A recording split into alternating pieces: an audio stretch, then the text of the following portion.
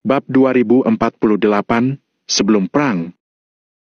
Kak Valentino, aku mengerti. Seperti sebuah pepatah mengatakan bahwa menyerang pemimpin terlebih dahulu untuk melemahkan kekuatan lawan. Chris menyimpan peta dan segera mengangguk. Benar.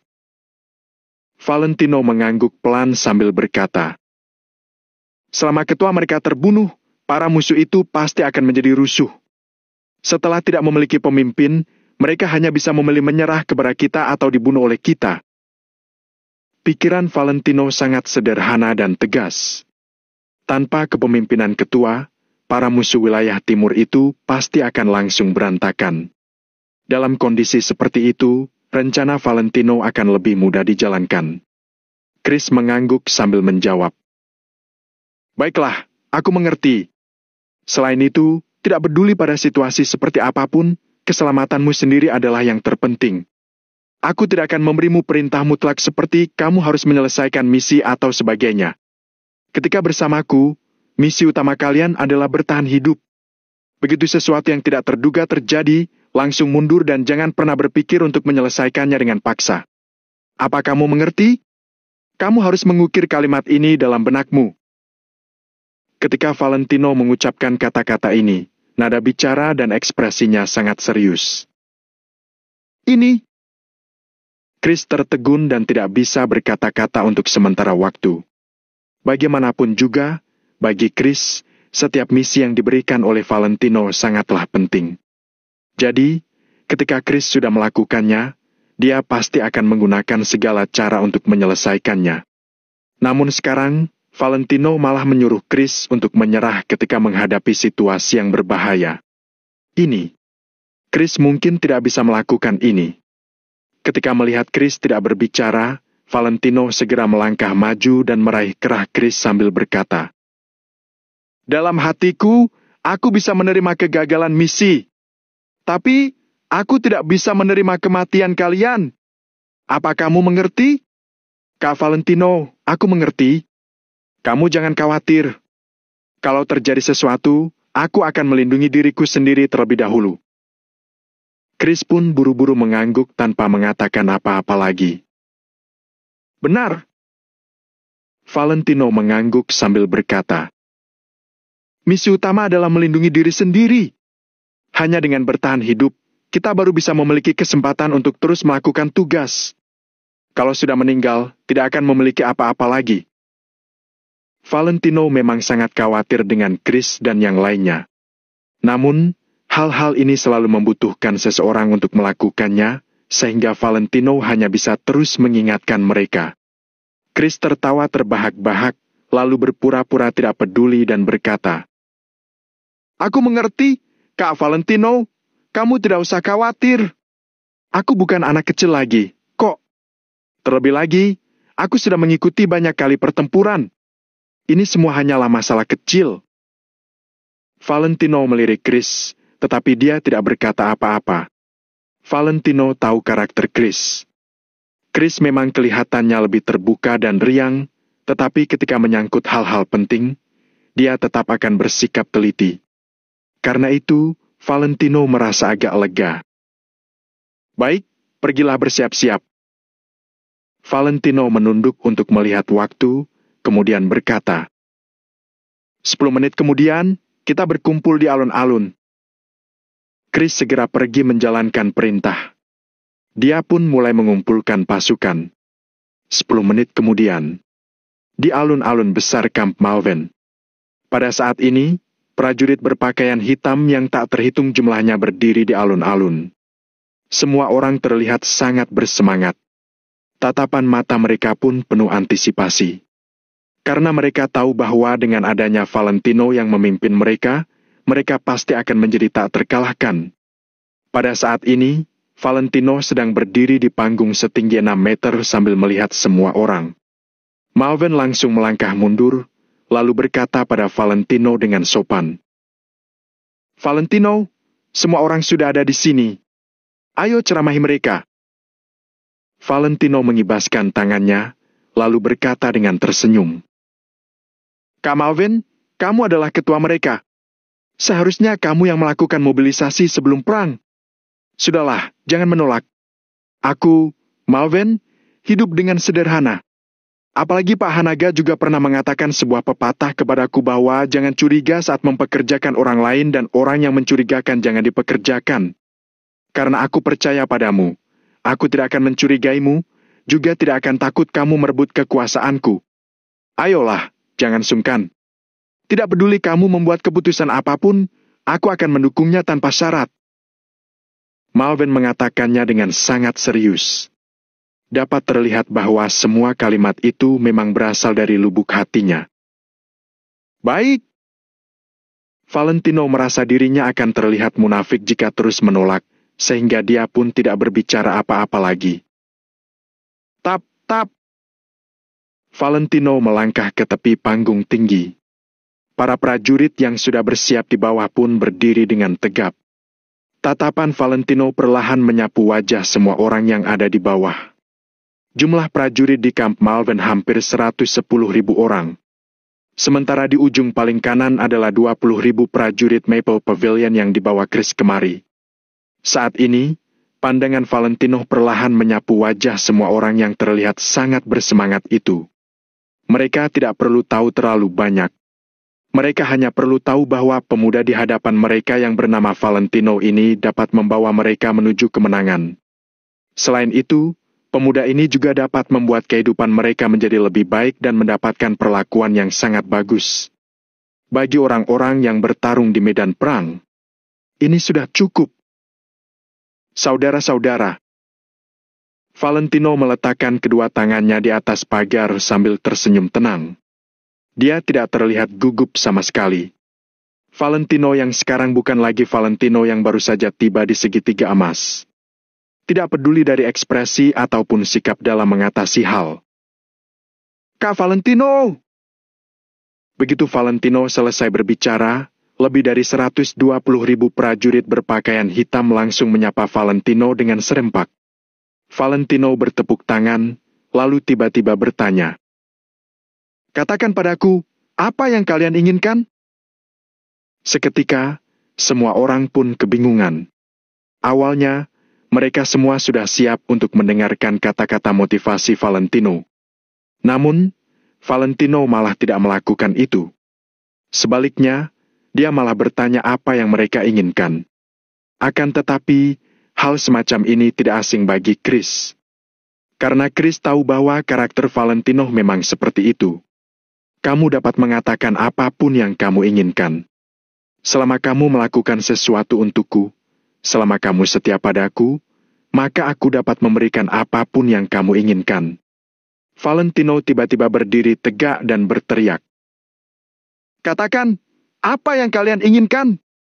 Uang! Aku ingin uang! Aku ingin wanita! Aku mau 10 wanita! Bukankah kamu harus mengeluarkan uang untuk mencari wanita? Intinya, kamu tetap harus punya uang. Benar! Aku juga ingin uang! Uang yang tak akan habis! Dalam sekejap, lebih dari 120.000 prajurit berpakaian hitam menanggapi sambil tertawa terbahak-bahak. Valentino mengangguk pelan, lalu membuat isyarat tenang dengan tangannya. Shrek! Seketika, suasana di tempat langsung menjadi hening. Uang ada! Hari ini, aku akan membawa kalian menaklukkan seluruh wilayah timur. Semua rampasan perang kecuali barang-barang yang perlu diserahkan ke gudang, selebihnya. Entah itu uang ataupun perhiasan dan lainnya, semuanya akan dibagikan kepada kalian semua. Kata-kata Valentino langsung membuat semua orang membelalakan matanya. Menaklukkan wilayah timur. Menduduki posisi penguasa wilayah timur. Tidak hanya itu, Valentino juga akan membagikan rampasan perang kepada semua orang. Aku berjanji, rampasan perang yang akan diberikan pada kalian pasti lebih dari 50%. Kata-kata Valentino selanjutnya sekali lagi membuat mata semua orang terbelalak. Bab 2049, keberhasilan pemimpin dari pengorbanan ribuan nyawa. 50%? Membagikan 50% dari seluruh kekayaan di seluruh wilayah timur pada semua orang. Berapa banyak uang itu? Valentino melakukan semuanya dengan sangat mendominasi. Sial! Kak Valentino sungguh luar biasa. Kalau aku benar-benar memiliki uang sebanyak itu, aku bisa mendapatkan 20 orang wanita. Maju, maju, maju. Kita harus membantai wilayah timur dulu. Dalam sekejap, 120.000 prajurit yang ada di sana langsung bersemangat dan bergairah. Valentino tidak perlu mengucapkan kata-kata lain lagi untuk mendorong semangat mereka. Dia hanya perlu memberitahu mereka bahwa uang itu ada di tangan musuh-musuh wilayah timur. Jika mereka ingin mengambil uang di tangan musuh, mereka harus membantai seluruh wilayah timur dan benar-benar menguasai wilayah itu.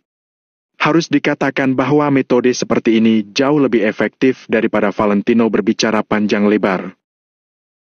Kak Malvin, apakah aku boleh melakukan ini? Valentino menoleh sedikit, menatap Malvin dan bertanya sambil tersenyum. Boleh. Valentino, semua tergantung pada pengaturanmu. Dalam pertempuran saat ini, kamu adalah panglima tertingginya. Aku juga akan mendengarkan pengaturanmu. Malvin langsung mengangguk dan menyetujui tanpa ragu sedikit pun. Baiklah. Valentino mengangguk pelan, lalu kembali menatap 120.000 orang prajurit di bawah. Pasti ada uang. Dan pasti ada wanita juga. Tapi pertama-tama, kita harus memenangkan pertempuran dulu. Hari ini, aku akan bertarung bersama kalian semua untuk merebut seluruh wilayah timur. Kita buat musuh ketakutan, buat mereka ngeri dan tunduk pada kita. Setelah Valentino mengatakan ini, dia perlahan merentangkan lengannya dan mengangkat telapak tangannya ke udara. Tunduk, tunduk, tunduk, tunduk, tunduk, tunduk. Dalam sekejap, 120.000 prajurit itu semua mengangkat senjata api mereka dan berteriak dengan keras. Ayo pergi! Begitu Valentino memberi perintah, semua orang langsung memulai perang sesuai dengan rencana yang telah mereka buat sebelumnya. Hari ini, wilayah timur akan melihat pemandangan yang belum pernah terjadi sebelumnya. Keramaian ini adalah bukti nyatanya. Sejak tembakan pertama terdengar di wilayah timur, perang tidak pernah berhenti. Seluruh wilayah timur benar-benar mengalami pertempuran yang kacau. Valentino menggunakan taktik membagi pasukannya untuk bertarung. Meskipun dia harus menyebarkan pasukannya, efek yang dibawa dari taktik ini bisa menutupi kekurangannya. Lebih dari puluhan tim dikirim bersamaan pada suatu waktu. Banyak bandit di wilayah timur kebingungan karena serangan ini. Terlebih lagi, mereka juga diserang dari kedua sisi. Dalam keadaan seperti itu, tidak ada kekuatan yang bisa menahan 100.000 prajurit yang dipimpin oleh Valentino. Tim 3, setelah merobohkan kamp di depan, pergi 40 derajat ke kiri. Di jarak 1,5 km di depan, ada pasukan dengan jumlah 4.800 orang. Tim 6, percepat gerakan dan pergi ke area target dalam waktu 5 menit. Di kamp itu, ada sekitar 7.000 orang dan bazooka RPG. Perhatikan keselamatan kalian. Tim 9, kamp yang kalian serang saat ini memiliki banyak cadangan senjata api. Nanti, suruh 1.000 orang untuk menjaga di belakang, sedangkan yang lainnya terus bergerak maju. Chris, bunuh dulu pemimpin kamp di sebelah kirimu. Ketua mereka suka ikut campur urusan orang. Kalau kamu pergi ke kanan, dia pasti akan membawa orang untuk ikut campur dan memberi dukungan. Valentino duduk di dalam mobil dan selalu memberi perintah selama pertarungan. Sambil memegang teleskop di satu tangan dan walkie-talkie di tangan lainnya, Valentino berbicara dengan cepat dan membuat pengaturan selangkah demi selangkah. Baik, baik. Tim 9 menerima perintah. Mendengarkan suara yang datang dari walkie-talkie, Valentino mengembuskan napas pelan. Dia meletakkan walkie-talkie dan suara tembakan terus-menerus terdengar di telinganya.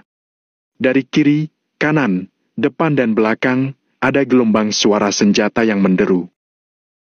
Bunuh! Bunuh! Bunuh! Kalau berani melawan, kalian akan mati! Letakkan senjata kalian! Maju dalam 3 putaran, hancurkan seluruh kamp! Di kejauhan, ada serangkaian suara yang memekakan telinga. Valentino tidak tergesa-gesa di dalam mobil yang melaju dengan kecepatan konstan. Hari ini, dia pasti akan menjatuhkan wilayah timur seorang diri. Baru setelah itu, dia bisa melanjutkan ke rencana selanjutnya. Jika Valentino tidak bisa mengendalikan wilayah timur sepenuhnya, dia tidak akan bisa menjalankan rencana selanjutnya. Valentino, kamu harus membiarkanku pergi berperang. Kamu bisa duduk di belakang sebagai penasihat militer, tapi aku adalah orang yang tidak bisa diam saja. Kalau kamu tidak membiarkanku pergi ke medan perang, seluruh tubuhku akan gatal. Malvin yang duduk di kursi penumpang berkata sambil mengusap pipinya. Kak Malvin, kamu harus mengubah karaktermu. Kamu adalah pemimpin mereka. Kamu adalah bos mereka. Keselamatanmu sangat penting. Kalau kita membandingkan kamu dengan tubuh manusia, maka kamu adalah otak mereka. Apa kamu mengerti? Bagian tubuh lain memang juga penting, tapi kalau lengan dan kakimu terluka, setidaknya kamu masih bisa hidup. Sebaliknya, kalau otakmu rusak parah, seluruh tubuhmu akan mati. Saat ini, kamu hanya bertanggung jawab atas 100.000 orang ini. Kalau kamu bertanggung jawab atas seluruh wilayah timur di masa depan, kamu tidak boleh bersikap impulsif. Valentino hanya bisa mengatakan ini pada Malvin.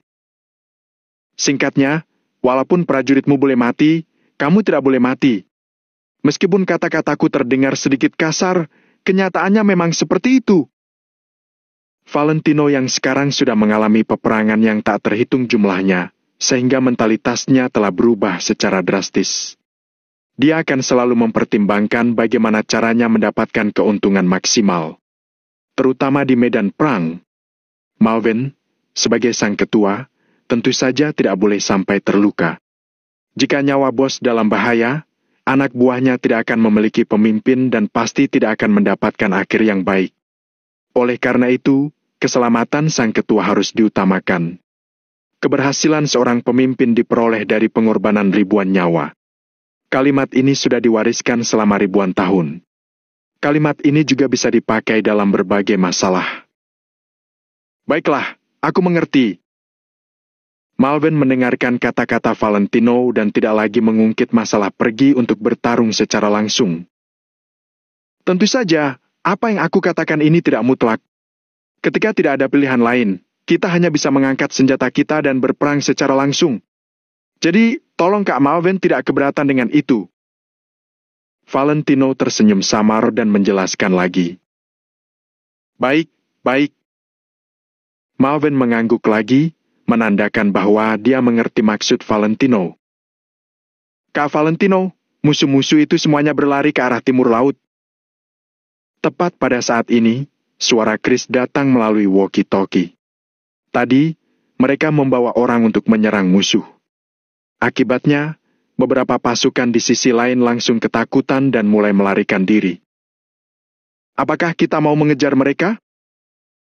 Tanpa menunggu Valentino berbicara, Chris langsung bertanya lagi. Kejar!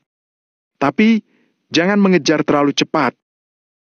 Valentino menjawab dengan singkat, kemudian melanjutkan. 3 tim di timur laut bersiaplah untuk bertempur. Kita beri mereka kejutan besar. Baik, baik. Beberapa orang segera menjawab melalui walkie-talkie. Kali ini, Valentino mengatur pasukannya dan mempertimbangkan dari semua aspek. Dia sudah membuat jaring di segala arah di seluruh wilayah timur. Walaupun musuh dari wilayah timur ingin melarikan diri, mereka pasti akan sulit melakukannya. Perang berlangsung dengan lancar seperti biasanya. Pada saat yang sama, di daerah barat laut wilayah selatan, Bab 2050 datang untuk bertempur. Dekin dan yang lainnya sudah mulai bertarung dengan asosiasi Maple Pavilion. 10.000 orang yang dikirim oleh Dekin baru saja tiba di sudut segitiga emas. Sementara di sisi wilayah timur, tembakan hebat terdengar. Dekin ingin memeriksanya, tetapi saat ini, dia sedang bertarung dengan asosiasi Maple Pavilion.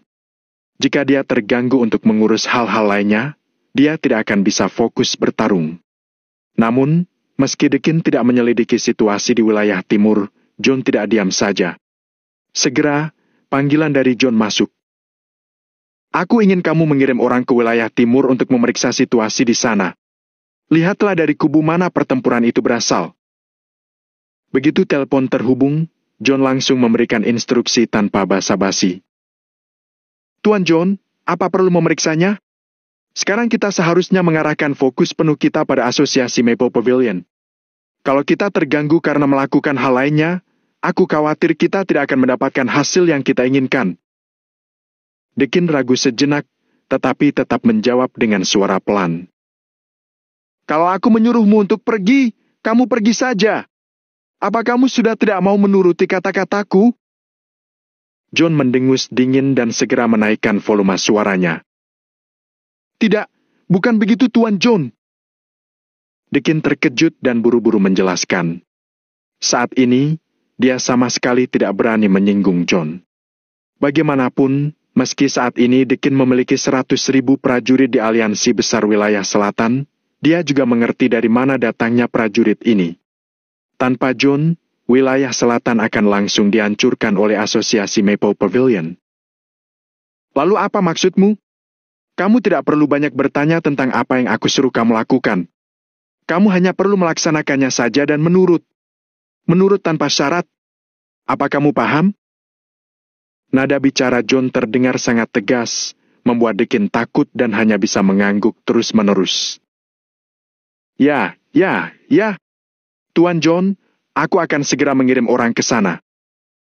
Dekin mengangguk tanpa henti dan buru-buru menjawab. Ingat, aku ingin detailnya. John mendengus dingin, lalu memerintahkan lagi. John, sebagai perwakilan kecil dari kekuatan luar negeri, punya banyak hal yang harus dilaporkan pada para petinggi.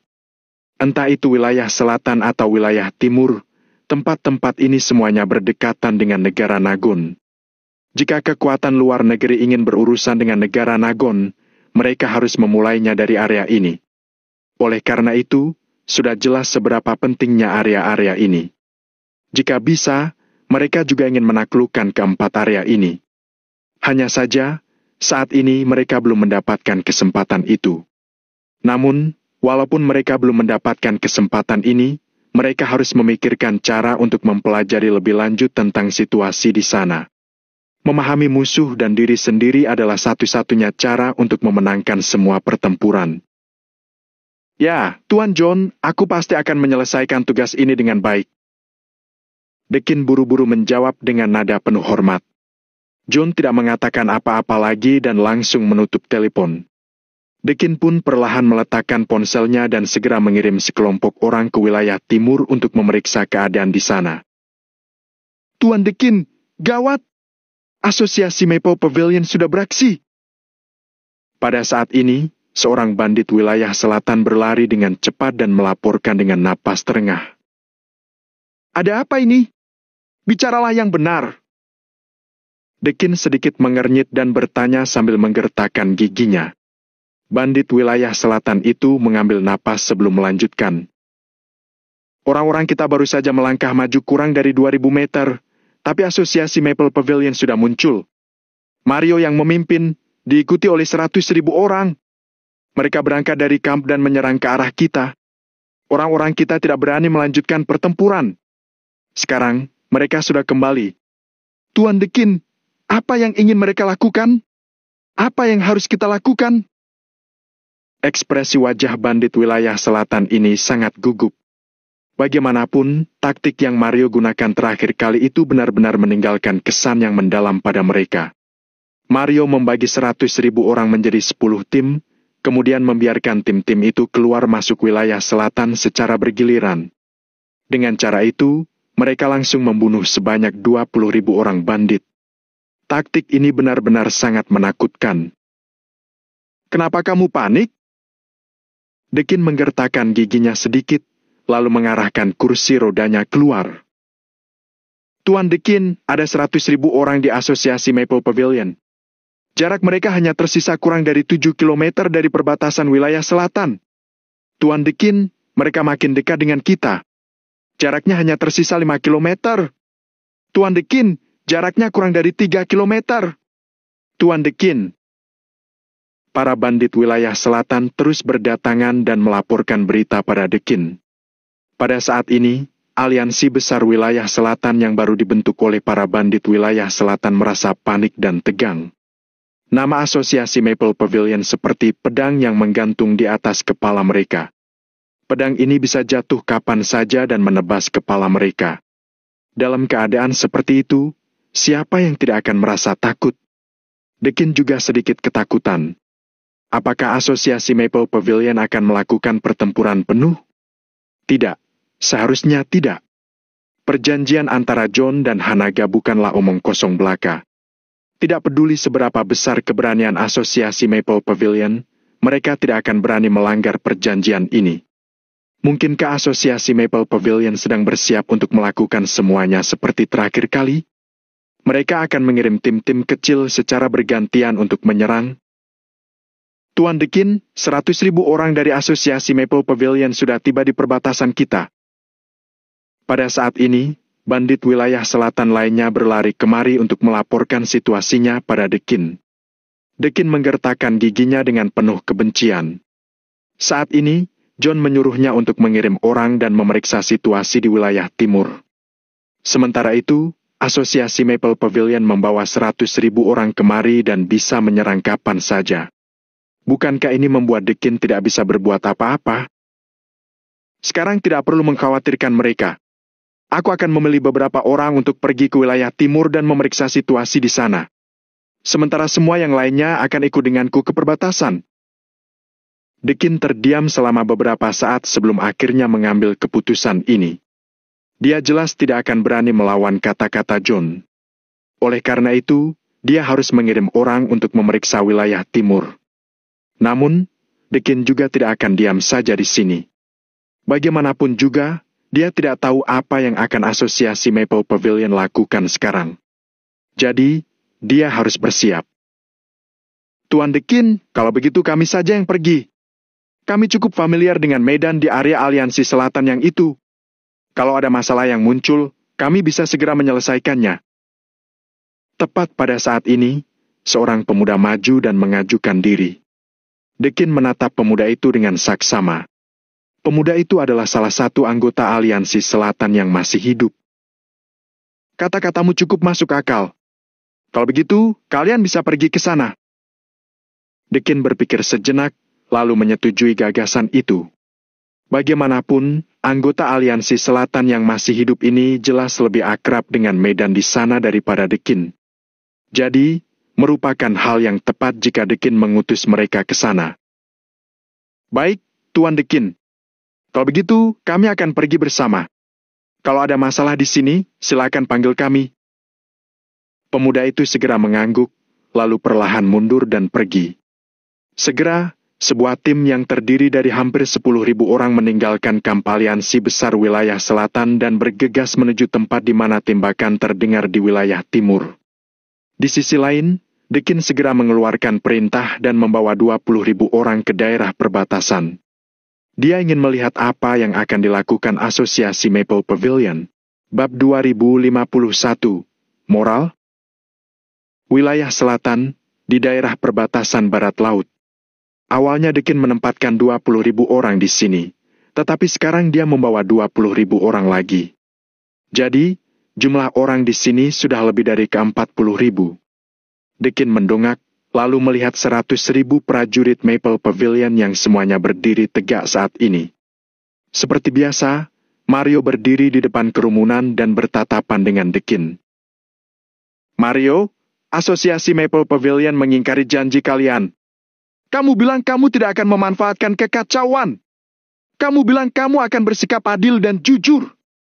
Hari itu aku membawa orang-orangku untuk memberi dukungan, tapi kalian malah menyerang dan membunuh 20.000 anak buahku. Kalian hanya orang tak berguna yang sudah menjilat ludah sendiri dan tak bisa dipercaya. Aku pikir kalian semua adalah sekelompok orang bermoral. Makin memikirkannya, Dekin makin marah. Dia memaki sambil menunjuk Mario. Moral? Moral hanya untuk manusia saja. Sayangnya, kalian bukan. Mario tersenyum, kemudian berkata dengan nada serius. Makian penuh penghinaan ini membuat Dekin makin tersinggung. Bagus. Bagus sekali. Ayo, Sekarang aku berdiri di sini. Aku ingin lihat apa yang bisa kalian lakukan padaku. Dekin mengulurkan tangan untuk menepuk pegangan kursi rodanya sambil berteriak pada Mario. Kalau kamu tidak mengatakan kamu berdiri di sana, aku mengira kamu duduk di kursi roda. Mario berkata tenang dengan tangan di belakang punggungnya. Saat kata-kata tersebut terucap, kedua belah pihak seketika terdiam. Sementara itu, wajah Dekin yang awalnya memerah berubah pucat. Katanya, kalau kamu ingin memukul orang, jangan mempermalukannya. Kalau kamu mau mengutuk, jangan menyebutkan kekurangannya. Namun, Mario sudah mempermalukan dan menyebutkan kekurangan Dekin. PVFT, aku juga melihat dia duduk di kursi roda. Aku pikir aku yang salah tadi. Kak Mario pasti belajar kata-kata yang menyakitkan ini dari Kak Valentino. Omong-omong, kenapa Kak Mario memimpin kita ke sini? Apa dia mau bertarung dengan kata-kata di sini? Jangan banyak omong. Kak Mario pasti punya rencananya sendiri. Kita turuti saja perintahnya. 100.000 prajurit Maple Pavilion di belakang saling berbisik-bisik. Mario, aku juga tidak ingin berbicara omong kosong denganmu. Kalau kamu pikir kamu punya kemampuan, datang dan bunuh aku. Kalau kamu tidak bisa, pergilah sejauh yang kamu bisa. Dekin menggertakkan giginya sambil menunjuk Mario dan memaki. Namun, Mario bergeming. Alih-alih menjawab, dia malah duduk di kap mobil dan mengulurkan tangan untuk menyalakan rokoknya. Dekin yang melihat Mario sedang merokok dengan santai pun merasa makin direndahkan. Saat ini, Mario tidak menyerang ataupun berbicara. Dia seperti sedang menunggu sesuatu. Singkatnya, Mario tampaknya tidak berniat untuk melakukan apapun. Namun, Dekin tidak bisa tenang. Ada musuh yang sangat dibencinya di depan matanya. Siapa yang bisa diam saja dalam kondisi seperti ini? Jadi, Dekin menggertakkan giginya dengan sangat kesal. Namun, meski dia sangat ingin mengusir Mario, dia sudah pasti tidak bisa melakukannya. Tentu 100.000 orang di asosiasi Maple Pavilion ini tidak akan mendengarkan kata-katanya. Kalian mau bertarung atau tidak? Kalau mau bertarung, kemarilah. Kalau tidak mau bertarung, bawa orang-orangmu pergi dari sini. Dekin mengulurkan tangannya untuk menepuk pegangan tangan kursi roda dan berteriak pada Mario. Kali ini, jangankan berbicara, Mario bahkan tidak mengangkat kepalanya. Dia seakan tidak tertarik untuk menatap Dekin. Mario, kamu harus memikirkannya baik-baik. Valentino ada di tanganku sekarang. Tiba-tiba, ada kilat inspirasi di mata Dekin. Dia pun tersenyum pada Mario. Mendengar ini, ekspresi wajah Mario akhirnya berubah. Namun, hanya dia yang tahu apakah perubahan ini berasal dari hatinya atau disengaja. Biar aku memberitahumu, aku sudah menangkap Tommy. Kalau kamu tidak ingin dia menderita, lakukan saja apa yang aku katakan. Dekin yang melihat ekspresi Mario berubah, langsung melanjutkan kata-katanya. Mario menatap Dekin dengan tenang, tetapi mengolok-olok pria itu dalam hatinya. Jika dia belum menghubungi Valentino, dia pasti akan tertipu oleh kata-kata Dekin. Namun sekarang, Mario sudah menghubungi Valentino dan mengetahui banyak hal. Jadi, Dekin tidak akan bisa menggunakan metode ini untuk memeras Mario. Apa kamu sudah memikirkannya matang-matang? Apa kamu tidak menginginkan bosmu lagi? Kalau kamu tidak menginginkannya, aku tidak keberatan untuk membunuhnya di tempat. Bagaimanapun, aku sudah membunuh cukup banyak orang. Tak apa kalau aku membunuh satu orang lagi. Dekin menjadi lebih percaya diri dan berteriak pada Mario. Apa yang kamu ingin kami lakukan? Mario menunduk untuk melihat waktu dan bertanya dengan acuh tak acuh. Bukankah aku sudah mengatakannya? Aku menyuruhmu pergi. Pergi sekarang juga dan jaga jarak 10 km dari kami. Dekin mendengus dingin dan kembali mengulangi permintaannya. Mimpi saja kamu. Mario perlahan menarik pandangannya dari arlojinya, lalu berkata sambil mencibir. Kamu lihat saja apakah aku sedang bermimpi atau tidak. Hari ini, Kalau ada satu orang saja dari asosiasi Maple Pavilion yang berani masuk ke wilayah selatan. Jangan salahkan aku karena bersikap kejam dan langsung membunuh Valentino. Dekin memainkan trik ini dengan luar biasa. Dia jelas-jelas tidak tahu di mana Valentino berada, tetapi saat ini, dia benar-benar berani mengatakan bahwa Valentino ada di tangannya. Hal ini membuat orang yang mendengarnya tak bisa berkata-kata. Mario menatap penampilan serius Dekin dan ingin membalas. Namun, dia tetap tidak mengatakan apa-apa. Tugas terbesarnya hari ini adalah membawa orang untuk mengancam Dekin. Tujuannya tentu saja untuk mengulur waktu. Jika Valentino membawa orang untuk menghancurkan wilayah timur, itu pasti tidak akan bisa dilakukan dalam sekejap. Semua hal ini membutuhkan proses. Peran Mario adalah datang ke perbatasan wilayah selatan dan menahan Dekin. Dia harus membuat mereka tidak memikirkan hal lain, juga tidak punya kekuatan untuk ikut campur dalam masalah wilayah timur. Tidak perlu mengatakan apa-apa lagi, kamu serahkan ke Valentino dulu baru kita bicara lagi. Seorang prajurit Maple Pavilion melangkah maju dengan ekspresi wajah yang sangat tegas. Itu tidak mungkin. Sebelum saatnya tiba, aku tidak akan menyerahkan Valentino. Walaupun kalian ingin menyerang, aku juga tidak akan menyerahkannya. Kalau kalian tidak percaya padaku, coba saja. Dekin mendengus dingin dan segera berbalik untuk pergi. Dia tidak repot-repot menghabiskan lebih banyak waktu dan energi untuk masalah ini. Berhenti!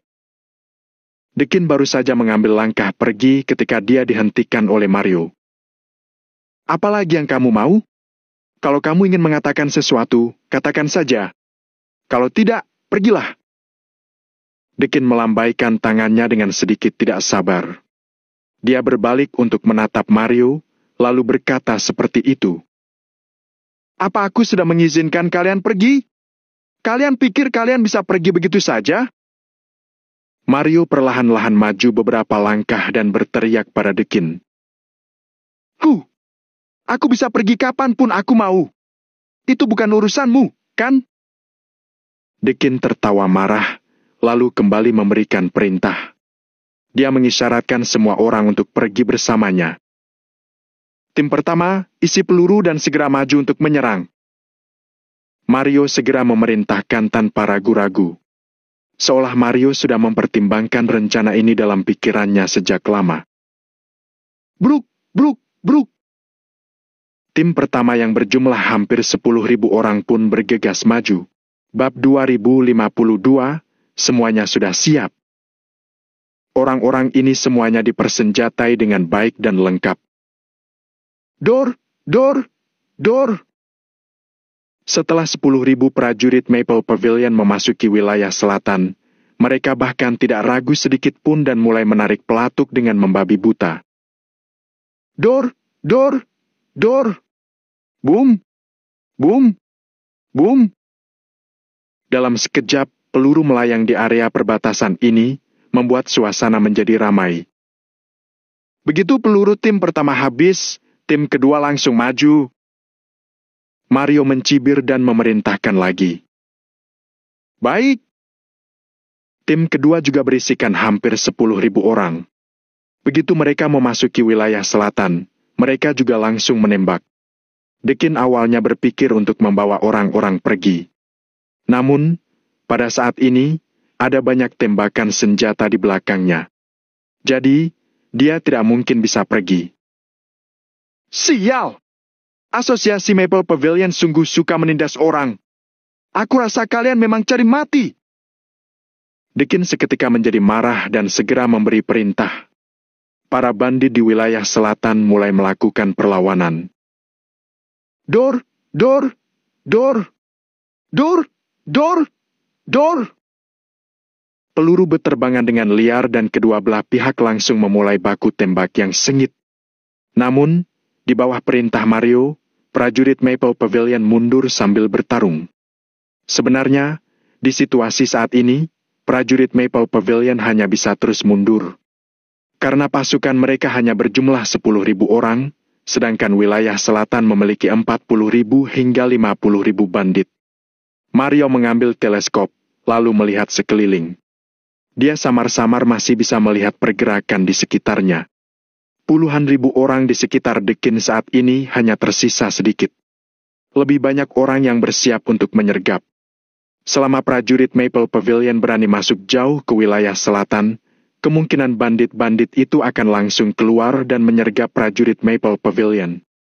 Jika saat itu benar-benar datang, prajurit Maple Pavilion hanya bisa menunggu kematian saja. Mario pasti tidak akan membuat kesalahan tingkat rendah semacam itu. Sementara itu, tugas utamanya hari ini juga bukan benar-benar bertarung dengan para bandit wilayah selatan, melainkan menahan mereka dan terus menunda waktu. Oleh karena itu, selama Deakin dan yang lainnya mulai melawan, Mario akan segera menyuruh prajuritnya untuk mundur. Tidak peduli apakah mereka bisa membunuh musuh atau tidak, mereka harus mengutamakan hidup mereka. Oleh karena itu, kedua belah pihak hampir tidak memasuki jangkauan musuh. Dalam keadaan seperti itu, kedua belah pihak hampir tidak mengalami kerugian apapun. Mundur! Begitu Mario memberi perintah, 10.000 prajurit Maple Pavilion segera berbalik dan melarikan diri. Dalam waktu kurang dari 2 menit, mereka semua berlari keluar dari garis perbatasan dan meninggalkan daerah wilayah selatan. Sialan! Dasar tidak berguna! Dasar pengecut! Jangan lari kalau kalian punya nyali! Dasar tidak berguna! Deakin mendengus dingin dengan ekspresi bangga. Tentu saja dia tidak tahu tujuan Mario yang sebenarnya.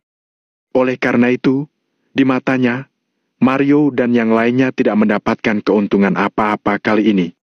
Mereka bahkan bisa mengusir Mario dan anak buahnya. Hal itu berarti bahwa Deakin telah memenangkan permainan untuk saat ini. Tidak masalah. Aku akan bermain dengan kalian hari ini.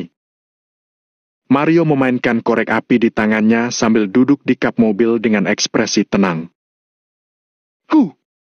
Sekelompok orang tak berguna. Deakin memaki, lalu berbalik untuk pergi. Tim 2, serang! Setelah Deakin berjalan untuk jarak yang agak jauh, Mario kembali memerintahkan. Dor! Mario memiringkan kepalanya dan menyalakan sebatang rokok. Bunuh! Bunuh para bandit wilayah selatan! Hancurkan para bandit wilayah selatan! Buat Deakin berlutut dan memohon belas kasihan! Bunuh! Bunuh! Bunuh! Prajurit Maple Pavilion dari tim kedua sangat bersemangat dan menyerang dengan gila-gilaan. Dor! Boom! Boom! Suara tembakan kembali terdengar mengejar Deakin dan yang lainnya. Serang balik! Deakin juga tak segan dan kembali mengeluarkan perintah untuk melawan. Mundur!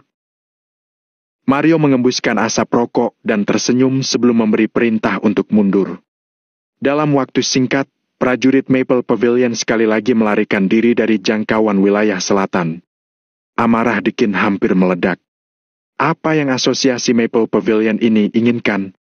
Apa tujuan mereka melakukan semua ini?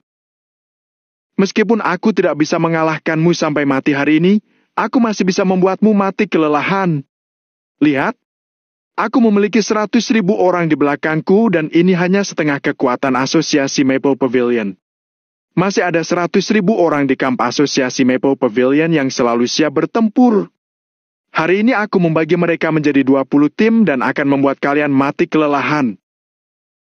Mario mencibir dan tiba-tiba mengulurkan 3 jari. Kemudian, dia menebaskan tangannya ke depan. Bunuh! 10.000 prajurit Maple Pavilion dari tim 3 mengikuti perintah dan mulai menyerang. Deakin dan yang lainnya hanya bisa menggertakkan gigi mereka dan melawan dengan sangat kesal. Namun, apa yang bisa mereka lakukan? Mereka juga tidak berdaya. Asosiasi Maple Pavilion hanya perlu menggunakan 10.000 prajurit setiap kali menyerang. Namun, di pihak Deakin, semua prajurit harus siap sedia dan waspada. Karena mereka ingin membunuh prajurit Maple Pavilion sampai tuntas, mereka harus menggunakan lebih banyak orang agar bisa menghancurkan prajurit Maple Pavilion. Oleh karena itu, Pada akhirnya hanya 10.000 orang asosiasi Maple Pavilion yang kelelahan pada setiap serangan, tetapi bandit wilayah selatan akan menggunakan semua kekuatan mereka. Hal ini jelas tidak menguntungkan. Semua orang di asosiasi Maple Pavilion dapat membentuk 20 tim.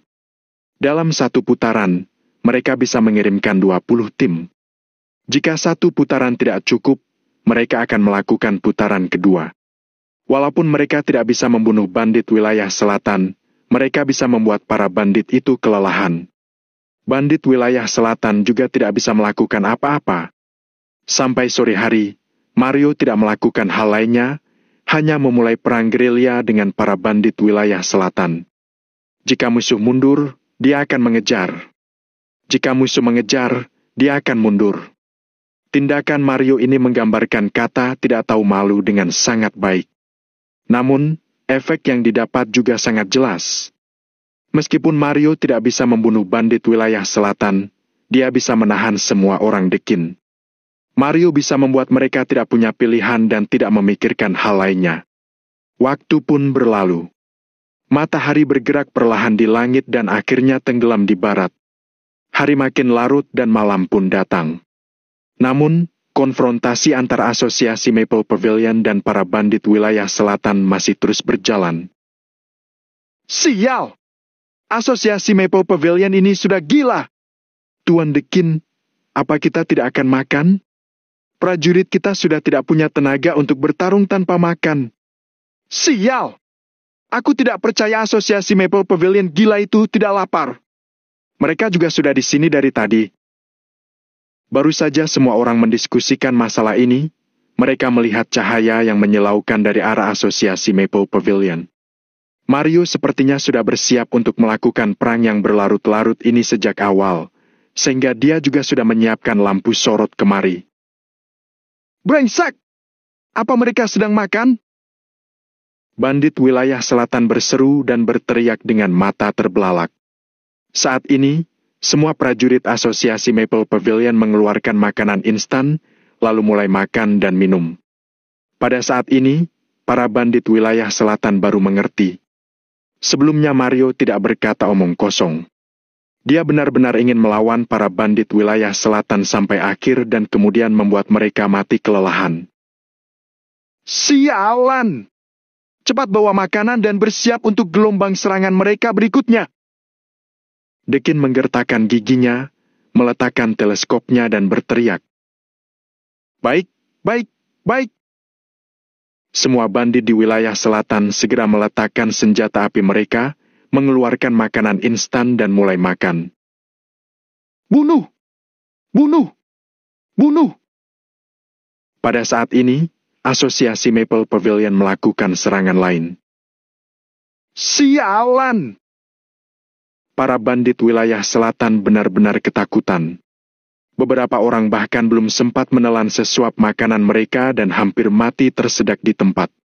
Semua orang meletakkan barang-barang mereka dengan panik, lalu mengangkat senjata api mereka untuk bersiap bertempur. Mereka tidak punya pilihan. Mario dan yang lainnya punya 100.000 orang saat ini. Walaupun 90.000 orang makan pada saat yang sama, masih ada 10.000 orang yang bisa menyerang. Hal ini adalah keuntungan dari membawa sejumlah besar orang. Para bandit wilayah selatan tidak punya cara melawan mereka. Sial! Aku benar-benar ingin maju dan melawan mereka. Dekin menggertakkan giginya dengan penuh amarah. Mario berdiri di depan mobil, memegang sebotol air mineral di tangannya dan melihat berita di ponselnya. Setelah membaca isi berita itu, dia melihat ke arah wilayah timur dan mendengarkan sejenak. Mundur! Setelah mendengar perintah Mario, semua orang segera naik ke mobil, lalu meninggalkan daerah perbatasan. 100.000 orang itu datang dan pergi dengan cepat. Segera, mereka pun menghilang tanpa jejak. Misi mereka sudah selesai. Semuanya sudah siap, mereka hanya perlu menunggu kesempatan. Kesempatan ini akan muncul dari wilayah timur terlebih dahulu. Bab 2053, namaku Dean Austen. Mario membawa orang-orangnya menjauh dari perbatasan wilayah selatan dan kembali ke kamp asosiasi Maple Pavilion. Di sisi lain, Dekin tidak bermaksud membiarkan orang-orangnya mengejar. Haf! Haf! Sialan! Sekelompok bandit wilayah selatan yang melihat Mario dan yang lainnya pergi, mau tidak mau menghela napas lega. Mereka pasti tidak tahan lagi. Sial! Ya, mereka tidak akan bisa mengalahkan kita dengan mudah. Buang-buang peluru saja. Mentalitas para bandit wilayah selatan cukup baik. Mereka bahkan masih bisa menghibur diri sendiri. Sementara itu, Dekin sedikit mengernyit dan memikirkan sesuatu di benaknya. Meskipun dia memiliki temperamen yang buruk, dia bisa mencapai posisi ini tidak hanya dengan memiliki temperamen yang buruk. Setidaknya, dia jauh lebih cerdas daripada anggota bandit wilayah selatan biasa. Asosiasi Maple Pavilion selalu memberinya perasaan seakan mereka sangat bersatu dan suka bertindak impulsif. Namun, mereka pasti tidak akan melakukan hal-hal yang tidak berarti. Oleh karena itu, Dekin menduga bahwa mereka pasti memiliki tujuan dalam melakukan semua ini. Namun, hari ini, kedua belah pihak sudah bertarung berkali-kali dan tidak ada yang mendapatkan keuntungan apa-apa. Lalu, kenapa Mario melakukan semua ini? Aku selalu merasa bahwa mereka itu gila, seolah-olah mereka sengaja menahan kita dan tidak mengizinkan kita pergi. Salah satu ajudan menyesap air dan tidak bisa menahan dirinya untuk tidak mengeluh. Saat mendengar kalimat ini, Dekin tiba-tiba terpikir akan sesuatu dan langsung sedikit menyipit. Kata-kata ajudan itu benar. Mario sengaja menahan mereka, tidak membiarkan mereka pergi ataupun memikirkan hal lainnya. Sengaja menahan kita. Dalam situasi saat ini, pertempuran kita dengan asosiasi Maple Pavilion adalah yang paling penting. Dekin bergumam pada dirinya sendiri sambil berpikir. Apa mereka sengaja menahan kita untuk mencegah kita pergi ke suatu tempat? Kedatangan mereka ke sini hari ini pasti ada hubungannya dengan kejadian hari ini. Apa yang terjadi hari ini? Dekin mengingat-ingat, lalu tiba-tiba melebarkan matanya. Wilayah timur! Asosiasi Maple Pavilion tidak ingin mereka pergi ke wilayah timur. Pasti itu alasannya. Mungkinkah perang di wilayah timur ada hubungannya dengan asosiasi Maple Pavilion? Dekin terus berpikir dalam hatinya.